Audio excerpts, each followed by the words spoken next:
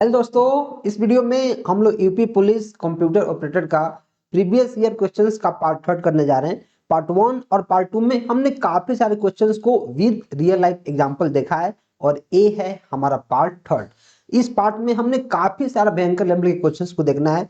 Video को अंत तक देखते जाइए, एक एक क्वेश्चंस आपको काफी सारा कंसेप्ट सिखाएगा। राइट, तो question number one, which of the following is correct about a preemptive operating system.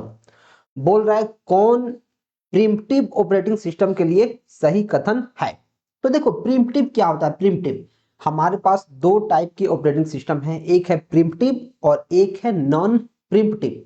Primitive जैसे इसका नेम सजेस्ट कर रहा है, प्रिमिटिव मतलब अगर कोई भी प्रोसेस आता है जिसका प्रेसिडेंस, जिसका प्रायोरिटी ज्यादा है, तब अगर कोई प्रोसेस पहले से एग्जीक्यूट हो रहा है सीपीयू के द्वारा, तो उस प्रोसेस को सिस्टम से निकालना पड़ेगा। जो नया प्रोसेस आया है वह उसकी जगह ले लेगा। मतलब क्या कि जबरदस्ती जो नया प्रोसेस आएगा वह पुराने प्रोसेस जो पहले से एग्जीक्यूट हो रहा है उसको भगा देगा और बोलेगा मैं बलवान हूं, पहले मैं एग्जीक्यूट होऊंगा। उसको बोलते हैं प्रिमिटिव। अगर यही नॉन प्रिमिटिव रहे, मतलब एक प्रोसेस अगर सीपीयू ऑपरेटिंग सिस्टम उसको एग्जीक्यूट कर रहा है, तो फिर जो नया प्रोसेस आया है उसको वेट करना पड़ेगा। उसको वेट करना पड़ेगा जब तक हमारा पहला प्रोसेस एग्जीक्यूट नहीं हो जाता है, तब तक वह सीपीयू को नहीं छोड़ेगा। जो नया प्रोसेस है उसको वेट करना पड़ेगा। तो प्रिमिटिव क्या है, प्रिमिटिव के बारे में क्या सही है।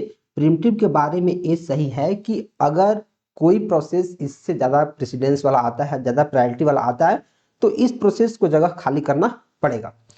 Process voluntarily release the CPU, जो प्रोसेस है वो अपने आप सीपीयू को रिलीज करेगा अपने से, जब उसको मन करेगा तब नहीं। वॉलेंटरी मतलब जब उसको मन करेगा नहीं। Only one process run in the entire system, क्या एक प्रोसेस ही पूरे के पूरे सिस्टम में रन करेगा, ऐसा कुछ बात है नहीं। Once a process starts it can not be interrupted, क्या एक बार प्रोसेस स्टार्ट हो गया तो उसको इंटरप्ट नहीं किया जा सकता। वो होता है नॉन प्रिमिटिव में, नॉन प्रिमिटिव। लेकिन ये तो प्रिमिटिव वाला है, ये नॉन प्रिमिटिव का पार्ट है, ये भी गलत हो जाएगा। The OS can forcibly take the CPU from running process. Yes, preemptive मतलब क्या है कि अगर नया प्रोसेस आया है तो ऑपरेटिंग सिस्टम क्या बोलेगा, इसको भगा देगा और उसको रख लेगा। जो नया प्रोसेस आया है उसको, जो ऑपरेटिंग सिस्टम है फोर्सफुली सीपीयू को छीन लेगा कि अभी नया प्रोसेस आया है इसको एग्जीक्यूट करना है। तो आंसर क्या हो जाएगा, D. Next, a four-way state associative cache has 256 blocks and a block size of 16 bytes.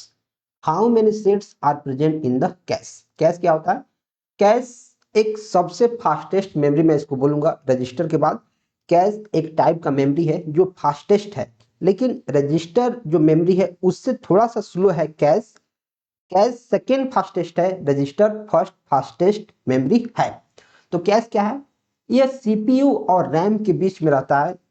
जो फ्रीक्वेंटली एक्सेस जो डेटा होते हैं उनको जल्दी से सीपीयू के पास भेजता है, जल्दी से भेजता है ताकि ऑपरेशन काफी फास्ट हो सके।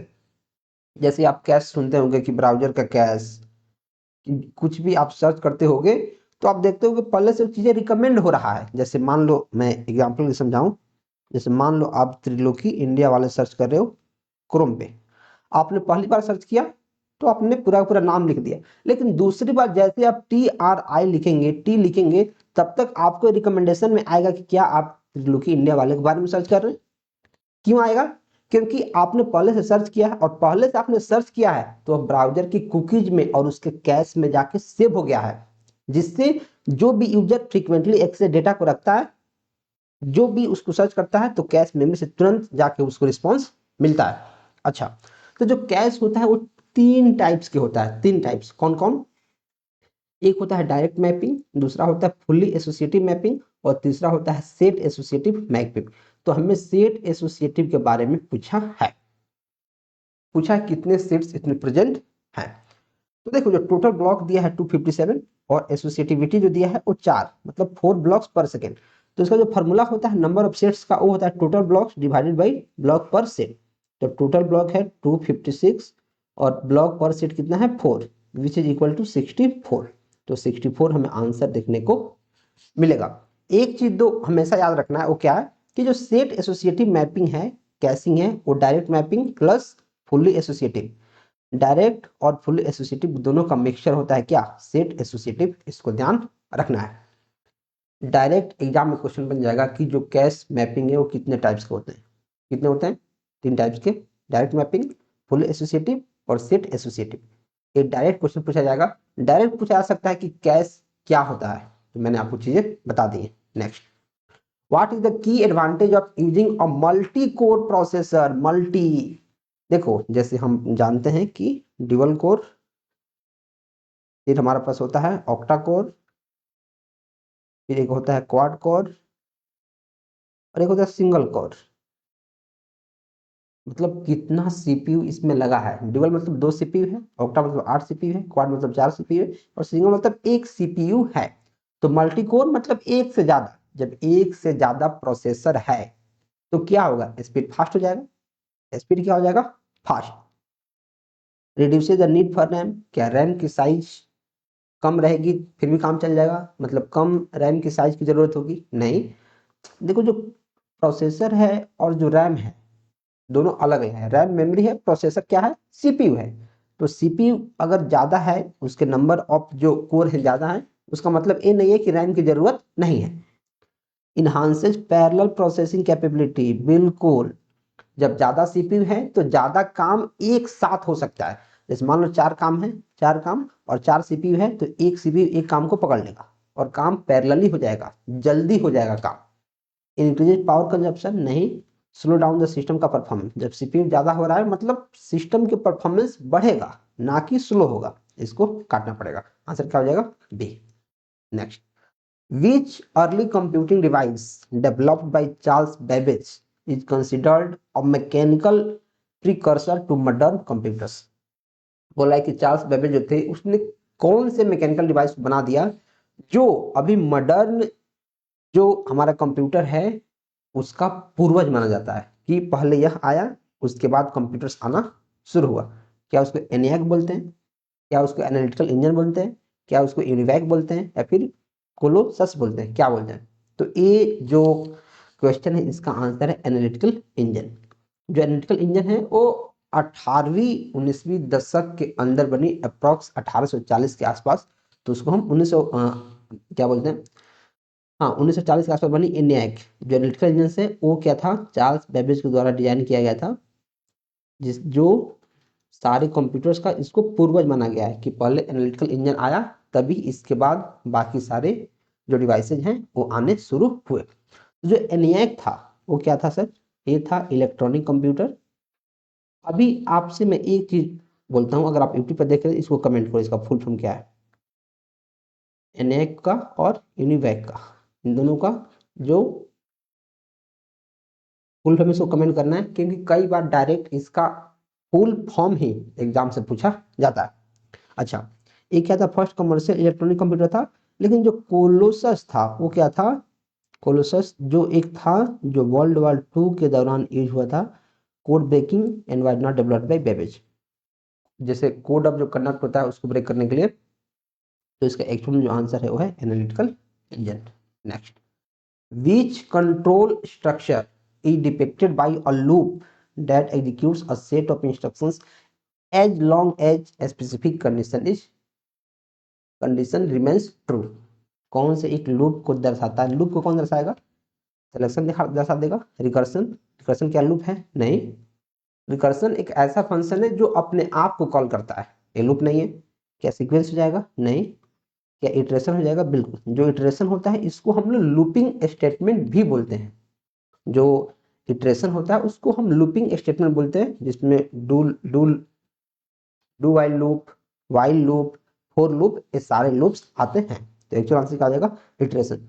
जो सिलेक्शन होता है उसमें आता है इफ स्टेटमेंट, फिर इफ एल्स स्टेटमेंट, ये सारी चीज आते हैं। रिकर्सन एक ऐसा फंक्शन जो अपने आप को कॉल करता है, मैंने बता ही दिया है। जो सीक्वेंस होता है वो क्या दिखाता है कि एक के बाद एक फंक्शन होने चाहिए।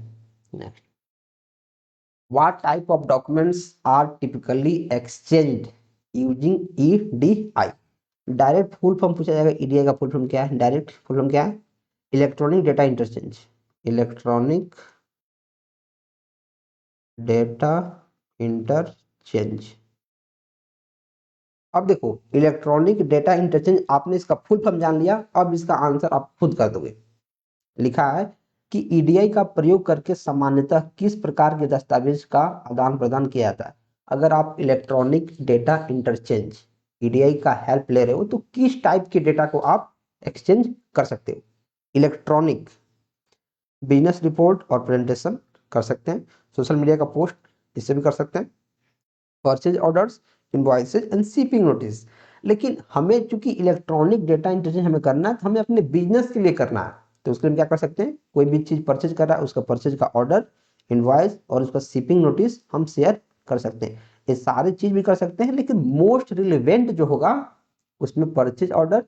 अगर मान लो हम ऑनलाइन बिजनेस कर रहे हैं तो हमें ज्यादा किसकी जरूरत है, परचेज ऑर्डर की, अगर उसकी रिसिप्ट की, और कहीं हम मटेरियल को भेज रहे हैं तो उसकी। तो मोस्ट जो फेवरेबल आंसर है वो क्या हो जाएगा, सी। नेक्स्ट, आप इस बारे में पढ़ सकते हैं। EDI lets business automatically exchange की documents like purchase order, invoices and shipping invoices without paper and manual input. Right.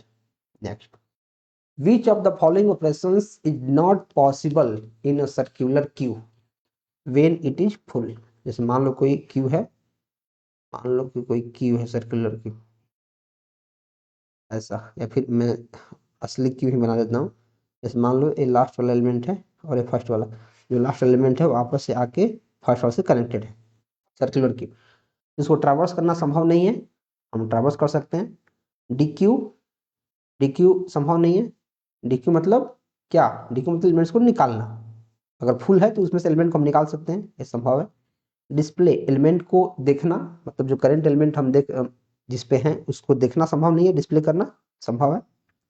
लेकिन उसमें फिर से एलिमेंट को डालना संभव नहीं है। जब क्यू हमारा फुल है, सर्कुलर क्यू फुल लिखा है, तो अगर हमारे पास क्यू फुल है तो क्या हम उसमें नया एलिमेंट को डाल सकते हैं, नहीं डाल सकते हैं। क्यों, क्योंकि क्यू फुल है, और फुल है तो इन क्यू, इन क्यू मतलब हम इंसर्ट नहीं कर सकते हैं, बाकी सारा का सारा काम कर सकते हैं।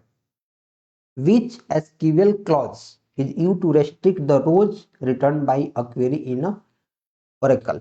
बोल रहा है कौन से रोज को रिस्ट्रिक्ट कर देता है, रिस्ट्रिक्ट मतलब कंडीशन लगा देता है, कंडीशन, कंडीशन कौन लगाता है, क्या ऑर्डर बाई, ऑर्डर बाई क्या करता है, सॉर्ट करता है, असेंडिंग या डिसेंडिंग ऑर्डर में सॉर्ट करेगा। ये तो कंडीशन नहीं लगा रहा है, गलत हो जाएगा। क्या हैविंग कर देता है, क्या वेयर कर देता है, क्या ग्रुप बाई, ग्रुप बाई क्या करता है, ये रो को ग्रुपिंग करता है, रोज को ग्रुपिंग, ये भी तो नहीं होगा। वेयर क्या करता है, वेयर कंडीशन लगाता है। जैसे हम लिखते हैं सेलेक्ट नेम, सेलेक्ट नेम, और जैसे मान लो ID where, where employ ID is equal to जैसे मान लो 23, ऐसा है कि उसका नेम सेलेक्ट करो, आईडी किसका, जहां जहां हमने कंडीशन लगा दिया क्या, एम्प्लॉय आईडी ए हो, तो वेयर क्या करता है, हमारे पास कंडीशन लगाता है, रिस्ट्रिक्ट कर देता है। तो आप चाहो तो इसके बारे में पढ़ सकते हैं। जो ग्रुप बाई है, रो को ग्रुप करता है, मैंने आपको बता दिया है।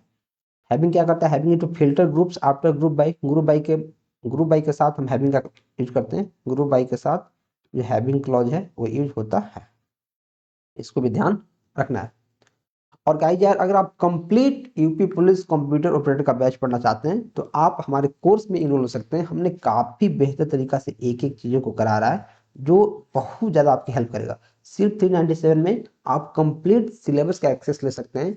लिंक डिस्क्रिप्शन में है, आप जाएं हमारे ऐप को डाउनलोड करें या फिर वेबसाइट से आप इस कोर्स को ले सकते हैं, जो डेफिनेटली आपकी हेल्प करेगा। Right. Next, the primary function of an application software. तो देखो, जो सॉफ्टवेयर होता है वो दो टाइप का होता है, एक होता है सिस्टम सॉफ्टवेयर और एक होता है एप्लीकेशन सॉफ्टवेयर। सिस्टम सॉफ्टवेयर जो हमारे कंप्यूटर में इनबिल्ट रहता है, जिसके ऊपर काफी सारे सॉफ्टवेयर रन करते हैं। जैसे मैं एक सिस्टम सॉफ्टवेयर की बात करूं जो काफी इंपॉर्टेंट है, सिस्टम सॉफ्टवेयर, वो हमारा है ऑपरेटिंग सिस्टम। ऑपरेटिंग सिस्टम एक क्या है, एक सिस्टम सॉफ्टवेयर है। इसी सिस्टम सॉफ्टवेयर के ऊपर हमारा सारा का सारा सॉफ्टवेयर लगा हुआ है, चाहे वो MS वर्ड हो, हमारा क्रोम हो, नोटपैड हो, या फिर क्या बोलते हैं एज हो, जितने भी सॉफ्टवेयर है, व्हाट्सएप हो, जितने भी सॉफ्टवेयर है वो सारे के सारे ऑपरेटिंग सिस्टम्स के ऊपर इंस्टॉल्ड हैं और काम करते हैं। तो जो एप्लीकेशन सॉफ्टवेयर है वो तो पर्टिकुलर एप्लीकेशन हो गया, जैसे एमएस वर्ड, हमारा नोटपैड, क्रोम, जितने सॉफ्टवेयर हैं जो कंप्यूटर में अवेलेबल हैं वो सारे के सारे एप्लीकेशन सॉफ्टवेयर हैं एक्सेप्ट ऑपरेटिंग सिस्टम के, जो एक सिस्टम सॉफ्टवेयर है। तो जो प्राइमरी फंक्शन है एप्लीकेशन सॉफ्टवेयर का वो क्या है? To perform specific user oriented task, जो यूजर चाहता है उसका काम करना, वो करना। हमें सही दिख रहा है। टू कंट्रोल पेरिफेरल डिवाइसेस, जो पेरिफेरल डिवाइसेस हैं उनको कंट्रोल करना, ये ऑपरेटिंग सिस्टम का काम है, ये तो एप्लीकेशन का काम नहीं है। टू मैनेज हार्डवेयर का रिसोर्सेज, ये भी ऑपरेटिंग सिस्टम का काम है। To provide a platform for other software, ये भी ऑपरेटिंग सिस्टम का काम है। टू प्रोवाइड अ प्लेटफॉर्म, दूसरे सॉफ्टवेयर के लिए अगर आप प्लेटफॉर्म प्रोवाइड कर रहे हो मतलब आप सिस्टम सॉफ्टवेयर हो, राइट। तो एप्लीकेशन सॉफ्टवेयर क्या है? जो यूजर के लिए है, जो यूजर काम करता है। What does URL represent in its expanded form? URL का फुल फॉर्म क्या होता है? Uniform resource locator. Universal resource locator नहीं, यूनिवर्सल नहीं, यूनिफॉर्म रिसोर्स लोकेटर बिल्कुल, यूनिफाइड रूटिंग नहीं। अब देखो यूआरएल क्या होता है, जैसे अगर आप क्रोम पे जाके ऐसे लिखते हो https://www.rozgarlogic.com ऐसे, तो ये हमारा क्या है? एक यूआरएल है। यूआरएल मतलब यूनिफॉर्म रिसोर्स लोकेटर, जो हमारा रिसोर्स है, मतलब जो वेबसाइट है उस पर जितने रिसोर्सेज हैं उसको आप इस लिंक से एक्सेस कर सकते हो। तो इसको क्या बोलते हैं? यूआरएल। जैसे आप डे टू डे के जो दिन है उसमें यूज करते होगे क्या, कि भाई उसका यूआरएल भेजना, उसका लिंक भेजना, तो वही ये लिंक है, इसी को यूआरएल बोलते हैं। क्या बोलते हैं? Uniform resource locator. Next, which of the following is a key benefit of using EDI? EDI का फुल फॉर्म क्या मैंने आपको बताया था? Electronic data interchange in office automation. जो ईडीआई है उसका बेनिफिट क्या है, मतलब जो इलेक्ट्रॉनिक डेटा इंटरचेंज है उसका फायदा क्या है? Increase use of paper record, अगर हम इलेक्ट्रॉनिक सारा का सारा काम कर रहे हैं तो क्या पेपर रिकॉर्ड का काम बढ़ जाएगा, इंक्रीज हो जाएगा? नहीं। अगर हम सारा का सारा काम इलेक्ट्रॉनिकली कर रहे हैं तो पेपर वर्क घट जाएगा, ये उल्टा दे दिया। Increase need for human intervention, ज्यादा से ज्यादा ह्यूमन की जरूरत पड़ेगी? नहीं। अगर हम सारा का सारा काम डिजिटली कर रहे हैं तो कम से कम ह्यूमन इंटरवेंशन में काम हो सकता है। स्लोअर ट्रांजेक्शन प्रोसेसिंग, ऑनलाइन है तो क्या स्लो, क्या जो ट्रांजेक्शन है स्लो हो जाएगा? नहीं। अगर हम इलेक्ट्रॉनिकली चीजें कर रहे हैं तो ट्रांजेक्शन हमारा फास्ट हो जाएगा। रिड्यूस्ड प्रोसेसिंग एरर्स, जो एरर है प्रोसेस करने में वो कम हो जाएगा। और फास्टर ट्रांजेक्शन, ट्रांजेक्शन फास्ट हो जाएगा। ये मुझे सही दिख रहा है, आंसर हमें सी देखने को मिलेगा। तो जो यूपी पुलिस कंप्यूटर ऑपरेटर का जो सिलेबस है और जो इसके क्वेश्चंस एक्चुअल पूछे जाते हैं, इसी टाइप के क्वेश्चन पूछे जाते हैं जो एक्चुअल आज अपन पेपर कर रहे हैं। तो अगर आप थोड़ा सा माइंड का यूज करेंगे और कॉमन सेंस का यूज करेंगे तो चीजें आप सही कर पाएंगे। Next, which term describe the manual method of reviewing and stepping through a program's intended steps before any code is written? बोल रहा है कोड लिखने से पहले किसी प्रोग्राम के निर्धारित चरणों, जो स्टेप्स होते हैं उसको मैन्युअली मैन्युअली आप चेक कर रहे हो तो उसको क्या बोलते हैं? अगर आप मैन्युअली चेक करें तो क्या उसको टेस्टिंग बोल देंगे? कोड लिखने से पहले क्या कोड लिखने से पहले टेस्टिंग हो जाएगा? नहीं। टेस्टिंग होता है हमेशा कोड लिखने के बाद, कि जो हमने कोड लिखा है क्या वो सही काम कर रहा है, जिस काम के लिए, जिस फंक्शन के लिए हमने कोड को लिखा है क्या वह काम इस कोड से हो पा रहा है। तो जो टेस्टिंग होता है वो हमेशा बाद में होता है। कंपाइलिंग, क्या कंपाइल हो जाएगा? नहीं। कंपाइल क्यों नहीं होगा? क्योंकि जब तक सोर्स कोड हम लिखे नहीं उसको कंपाइल कैसे करेंगे? उसको कंपाइल हम नहीं कर सकते हैं। जब सोर्स कोड लिखा जाता है तब उसको हम ऑब्जेक्ट कोड में चेंज करते हैं, तब कंपाइल होता है। क्या फ्लो चार्टिंग कर देंगे? नहीं।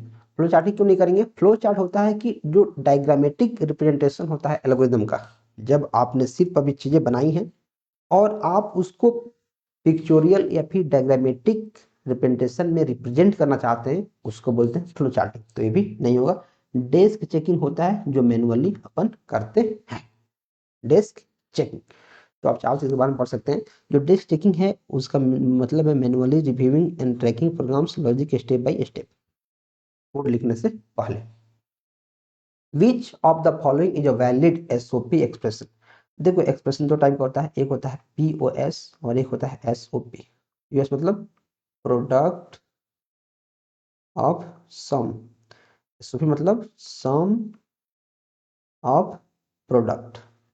अच्छा सर, लिखा है एसओपी, एसओपी मतलब सम ऑफ प्रोडक्ट, प्रोडक्ट का सम, प्रोडक्ट क्या है, प्रोडक्ट है उसका सम है नहीं, प्रोडक्ट का सम क्या है, प्रोडक्ट है नहीं, ये तो सम है, ये तो सम ऑफ प्रोडक्ट हो जाएगा, दो प्रोडक्ट है उसका sum, sum of product, product है A B into A into B, product है बी इंटू सी, प्रोडक्ट है ए इंटू सी, प्रोडक्ट है और उसका सम, सम सम, मुझे सही दिख रहा है, सम ऑफ प्रोडक्ट क्या सम है नहीं, ये जो तीनों के तीनों क्या है, ये है प्रोडक्ट ऑफ सम। देखो यहाँ सम है यहाँ सम है और उसका प्रोडक्ट, तो इसको बोलते हैं प्रोडक्ट ऑफ सम। ये क्या है, प्रोडक्ट ऑफ सम, ये क्या है, प्रोडक्ट ऑफ सम। हमें क्या चाहिए, सम ऑफ प्रोडक्ट, तो आंसर क्या हो जाएगा सी। आई थिंक ये चीजें आपको समझ में आ रही हैं। Which of the following boolean expression is equivalent to A plus A B. देखो जो बुलियन अलजेब्रा के लॉ है वो 12 लॉ होते हैं और 12 लॉ को हमने, जो हमारा कोर्स है उसके अंदर हमने एक ही लॉ उसको पढ़ाया हुआ है, बाकायदा एक एक जो उसके रूल्स होते हैं उसको लिखाया गया है, मैंने सारा चीज याद करवाया है। तो जो ए प्लस ए बी है, जो ए प्लस ए बी है वो एब्जॉर्प्शन लॉ के हिसाब से किस में चेंज हो जाता है, सीधे ए में, सीधे ए में चेंज हो जाता है। इस लॉ के एब्जॉर्प्शन, एब्जॉर्प्शन लॉ क्या है, एब्जॉर्प्शन लॉ है जो एक चीज को खा जाता है, एब्जॉर्ब कर लेता है, राइट। तो इसका आंसर सिर्फ हो जाएगा ए। अब देखो इसके बारे में पढ़ो कि जो a प्लस ए बी है वो रिड्यूस हो जाता है a में, और जो a plus A complement b है वो रिड्यूस हो जाता है a प्लस बी में। तो हमारे पास ऑब्जर्वेशन दो है, एक है a plus A B equal to A, और है a plus A complement b equal to A plus B. इन दोनों को आपको याद रखना है, ये हमारा एब्जॉर्प्शन लॉ है। वैसे ही हमारे पास 12 लॉ होते हैं, एक एक लॉ के बारे में मैंने आपको पिछले क्लास में बताया हुआ है। Next, if function A B C is equal to A plus B into A plus C, तो इसका मिनिमाइज फॉर्म क्या होगा फंक्शन का। तो देखो जैसे हमारे पास लिखा है F of A comma B comma C is equal to A plus B into A plus C. अब देखो पहले डिस्ट्रीब्यूटिव लॉ के हिसाब से एक होता है डिस्ट्रीब्यूटिव, डिस्ट्रीब्यूटिव लॉ, उसके हिसाब से पहले इसको हम ब्रेक करते हैं, तो क्या हो जाएगा, इसको इंटू करो तो A into A plus A into C plus B into A मतलब A into B plus B into C. अब देखो जो ए इंटू ए होता है ये आइडेम्पोटेंट लॉ के हिसाब से सिर्फ ए हो जाता है, प्लस यहाँ A C plus A B plus B C. अब A plus A C absorption law के हिसाब से क्या हो जाएगा, सिर्फ ए हो जाएगा, प्लस फिर A B plus B C. अब A plus A B absorption law के हिसाब से क्या हो जाएगा, सिर्फ ए हो जाएगा प्लस बी सी। तो ए प्लस बी सी हमारा आंसर हमें देखने को मिलेगा। अब बहुत सारे लोग बोलेंगे भैया यार हमें कैसे पता कि a into A equal to 1 हो जाता है, आइडेम्पोटेंट लॉ के हिसाब से हमें कैसे पता कि a प्लस ए बी हमारा हो जाता है a, एब्जॉर्प्शन लॉ के हिसाब से। तो मैंने आपको अभी तुरंत बताया है कि a plus A B is equal to A हो जाता है एब्जॉर्प्शन लॉ के हिसाब से। तो ऐसे ही जब आप सारे के सारे लॉ को पढ़ लेंगे, जो हमारे पास 12 लॉ हैं, तो फिर चीजें आपको पता चलनी शुरू हो जाएंगी। तो आप क्या कर सकते हैं, हमारा कोर्स वहां से अच्छे से पढ़ सकते हैं और दो तीन बार आप रिवीजन कर सकते हैं, क्योंकि रिवीजन करने से सारे चीज दिमाग में रहती हैं। नेक्स्ट, आप यहाँ देख सकते हैं आइडेम्पोटेंट लॉ क्या है, अगर ए और ए है या फिर ए एंड ए है उस केस में हमारा ए हो जाता है। Next, which of the following operations is not possible in a stack implemented using an array if stack is full। अगर स्टैक फुल है, जैसे मान लो इसका साइज है 5 5 और इसमें 1 2 3 4 5 एलिमेंट है, स्टैक फुल है, तो कौन सा ऑपरेशंस इसमें नहीं हो सकता।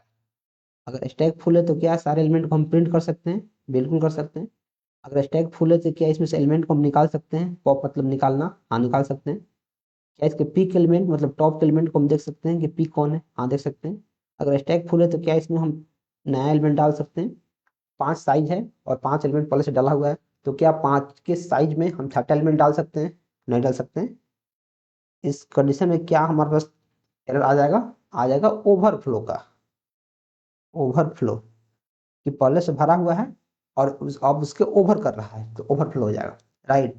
तो ये रहा हमारा पार्ट थर्ड। इसमें हमने काफी सारे क्वेश्चंस को कर लिया बहुत डिटेल एक्सप्लेनेशन के साथ। आप हमारे कोर्स में जाके जुड़ सकते हैं, डिस्क्रिप्शन में इसका लिंक है, आप जाएं ऐप या वेबसाइट से आप इसको इनरोल कर सकते हैं, अच्छे से पढ़ सकते हैं। जितना मैं पढ़ा रहा हूँ वो मोर देन सफिशियंट होगा, एक एक चीज में पढ़ा दे रहा हूँ, कुछ भी बाकी नहीं छोड़ रहा हूँ। तो आप चैनल को सब्सक्राइब कर दें क्योंकि सब्सक्राइबर्स भी काफी जरूरी है। आप चैनल को सब्सक्राइब कर दो। चलिए मिलते हैं नेक्स्ट वीडियो में। Till then keep supporting and keep exploring.